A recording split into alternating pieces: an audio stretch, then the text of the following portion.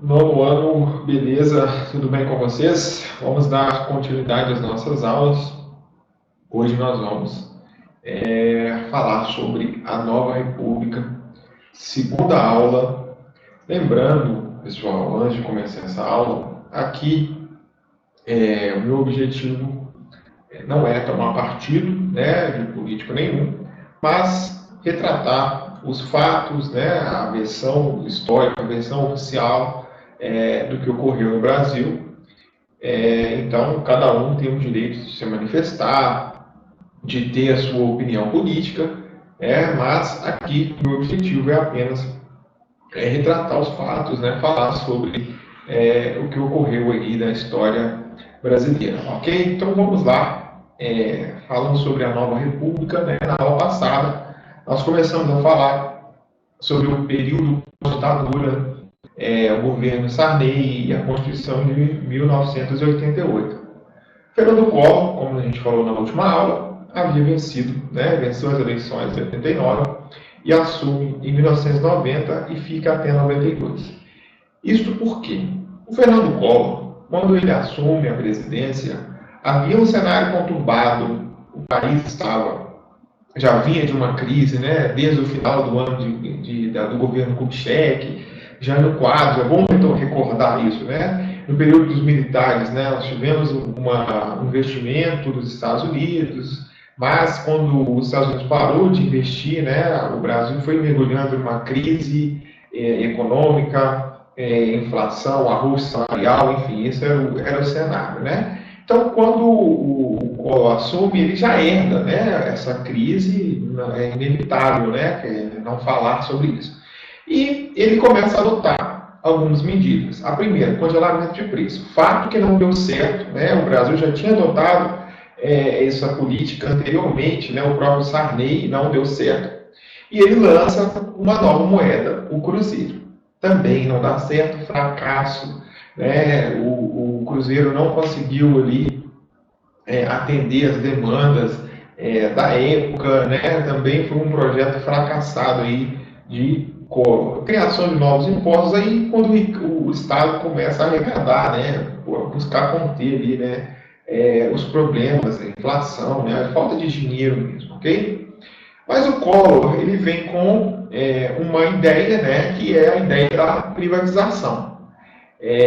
A ideia do neoliberalismo, né, o mundo estava passando por uma nova fase do capitalismo, né, desde o final ali da crise do petróleo, e ele começa com essa ideia de privatizar estatais, abrir o mercado para produtos estrangeiros, né, ficou famosa uma frase do Collor na época, que nós não tínhamos carros, nós tínhamos carroças, né, que o Brasil deveria abrir então o mercado para começar a entrar outros carros aqui, enfim. Mas o que ficou mais famoso aí, né, do governo Collor, que marcou a sua política, quando se fala em Collor, o que vem à mente de todo mundo, pergunte aí a alguém da sua família, né, mais velho, aí, que viveu esse período, e vai te falar, quando se fala em Collor, a gente lembra do confisco das poupanças, tá? Foi o bloqueio das contas de quem possuísse mais de 50 mil cruzados novos na época. Foi logo na entrada do governo dele, ok?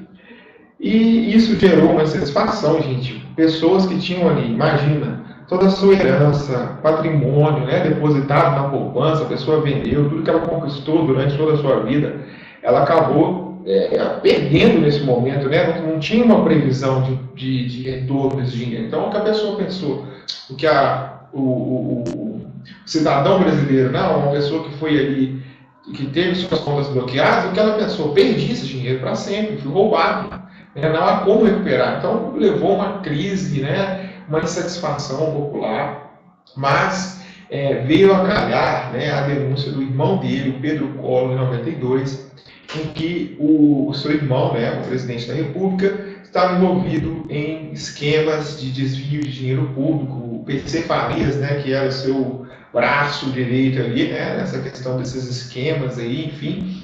E o Collor, né, a imprensa começou a noticiar, né, essa questão do Collor, a imagem dele foi abaixo, ele começou a chamar a população para vestir verde e amarelo e ir para as ruas em favor dele. O que ocorreu foi uma grande comoção popular, né? Os caras pintados, as pessoas foram de preto, não de verde e amarelo, mas de preto, né? Com sinal de protesto. E diante dessa repercussão e de toda essa pressão, ocorreu uma CPI, né? E, consequentemente, um impeachment de Collor. Ele até tentou renunciar ali, né, para não perder os direitos, mas o fato é que ele sofreu o impeachment. Quem assume, né, no seu lugar vai ser o seu vice, Fernando Itamar Franco, né? O Fernando Henrique vai ser logo depois. Mas Itamar Franco, né, de 92 a 94. A marca do governo Itamar foi o Plano Real, né? Através do seu ministro ali, Fernando Henrique Cardoso, que chamou, né, um pessoal que entendia mesmo ali de economia, né? Gustavo Franco, enfim, uma galera ali que estava inteirada do que estava ocorrendo, e a proposta foi uma nova moeda, né? Essa moeda foi lançada em julho de 94, na estreia do Brasil durante a Copa de 94, para pegar essa euforia, né? A seleção brasileira tinha um poder ali, né, de unir as pessoas, o sentimento nacionalista. Hoje não tem tanto, né? As pessoas perderam muito, né, essa paixão pela seleção brasileira, ok? Mas o fato é que o Plano Real, né, conseguiu conter aí a inflação. Ele foi lançado equiparado ao dólar, para vocês terem uma ideia, ok? E o Itamar não congelou o preço, diminuiu a emissão de moeda, tá? Levou os juros, né? Enfim, e promoveu, continuou, né, uma política de privatização, abertura, né, do mercado, enfim. E o fato, né, que esse governo Itamar teve outro ponto interessante, que foi a fabricação, né, o retorno do Fusca. O Fusca Itamar, né, que ficou famoso na época, ele queria que o país tivesse um carro popular, um carro que fosse acessível, né, para a população. Então foi o retorno do Fusca aí. Mas o governo Itamar foi sim, né, então muito importante por essa retomada, né? O Brasil respirou depois de muitos e muitos anos com o Plano Real, né, com essas medidas adotadas durante o governo tampão, né, de Itamar Franco. O país pôde realmente respirar. E quando um governo faz uma boa gestão, ele sempre faz o seu sucessor, né? É uma tendência aí, né, dentro da política. E seu sucessor foi o Fernando Henrique Cardoso, aquele que teria sido o seu ministro da Fazenda, né, o grande cabeça ali do Plano Real.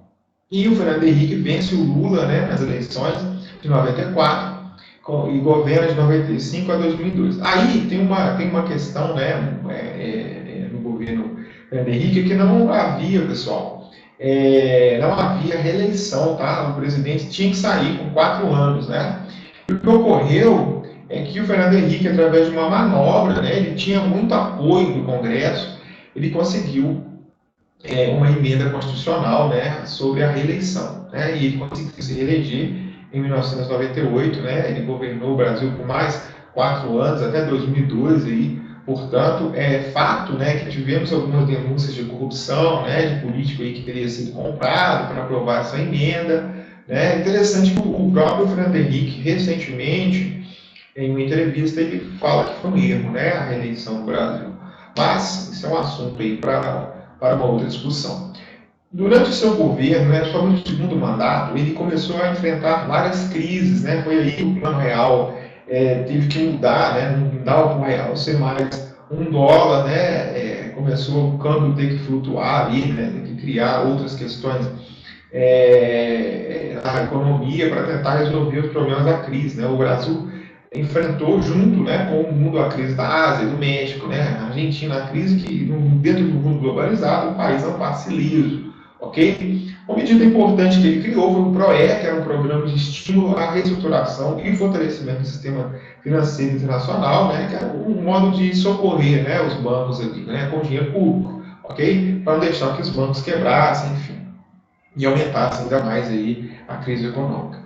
Em seu governo, né, nós tivemos, né, essa continuidade das privatizações, né, a telefonia, uma linha mais liberal, dentre outras, né, empresas também, ok? E no final do seu governo, a taxa de desemprego já estava em torno de 7,2%, né, juntamente com tensões sociais ali, né, o MST que lutava ali por reforma agrária, né, o Fernando Henrique até tentou, né, alguns programas sociais, né, Bolsa Escola, por exemplo, Vale Gás, enfim, nós já vamos até falar sobre isso aí no próximo presidente, né, que vai ampliar um pouco ou grandemente, né, essas políticas sociais, mas este aí foi o governo de Fernando Henrique. Tem muitas pessoas que vão falar que foi bom, tem pessoas que vão falar que foi ruim, né? Aí é uma questão de opinião. Dentro de uma democracia, a gente tem que respeitar, né, as opiniões. Você pode até divergir, discordar, mas os fatos, né, podem ser questionados. Enfim, não é o objetivo aqui dessa aula, ok? E aí nós chegamos, né, no presidente Lula, que foi eleito em 2002, né, havia uma desconfiança do mercado, né, que o Lula era ligado, né, ao socialismo, aquela coisa toda, enfim, mas o fato é que o governo Lula, né, no seu governo aí, ele conseguiu, né, muitos feitos, né, como o controle da inflação, né, a garantia da estabilidade do real.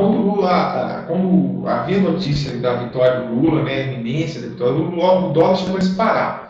Mas depois, né, que o Lula meio que explicou, né, como seria a forma de governo dele, o dólar voltou, né, a cair aí numa normalidade, né, é bom tanto para a importação como para a exportação, né, um equilíbrio ali, ok? Até tivemos ali um início mais conturbado, mas depois o Brasil conseguiu alcançar, durante o governo Lula, altos índices, né? O PIB chegou a ter um crescimento de 4% ao ano, né? A economia cresceu de fato, né, durante o governo Lula. Há quem defenda, né, que o Lula herdou colheu frutos aí do governo Fernando Henrique, né, que tinha feito alguns ajustes fiscais, durante o seu governo, né, a própria questão do real ali, né, do câmbio flutuar, enfim. Então, o fato é que o Brasil cresceu, né, principalmente o primeiro mandato aí do governo Lula, ok? O governo Lula tinha, né, a questão dos programas sociais, ele ampliou ali, né, alguns programas que teriam sido iniciados ou que foram iniciados pelo Fernando Henrique, né, como, por exemplo, o Fome Zero, né, que foi lançado no governo Lula, que tinha um objetivo de integrar, né, políticas ali de combate à fome, à miséria no Brasil. Ok? O outro foi o Bolsa Família, né, que foi uma unificação dos programas do FHC, né, como eu já tinha falado aqui, como Bolsa Escola, Bolsa Alimentação, Auxílio Gás, né, então ele juntou tudo dentro do Bolsa Família. Foram programas que, de fato, né, até os dias de hoje, existem, né, e são importantes aí para grande parcela da população. Agora, tem pessoas que discordam, né, como a gente já falou aqui, porém, né, o fato, né, que os números são mais positivos. É claro que tem corrupção, né, pessoal? Não tem como falar que não existe corrupção. Pessoas que não merecem receber, mas recebem, enfim.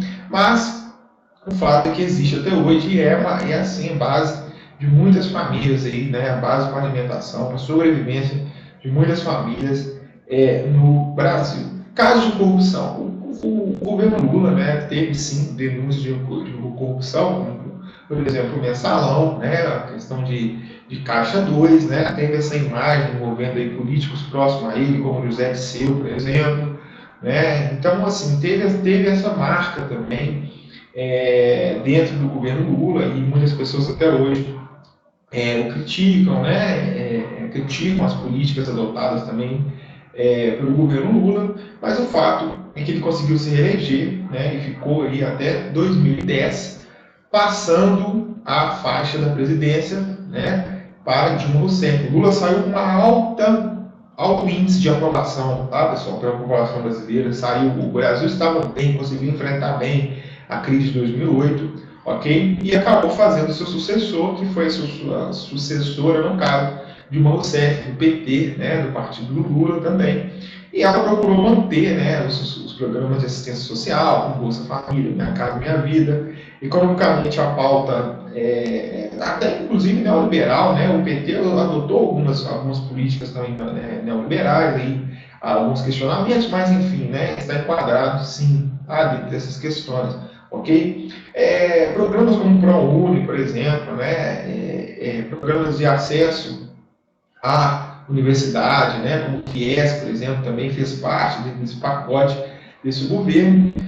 Mas o governo Dilma, né, a Dilma ainda consegue se reeleger, mas o Brasil enfrentou junto com o mundo, né, a crise de 2008. Ela foi passando, né, pessoal? Ela não acabou, ela foi atravessando os anos, né? A forma como os países foram enfrentando é que acabou mostrando como cada país reagiu, né? Então, o Brasil, a partir dos anos 2011, né, 2012, principalmente 2013, né, os anos das manifestações, tivemos aí pessoas que foram para a rua para protestar, né?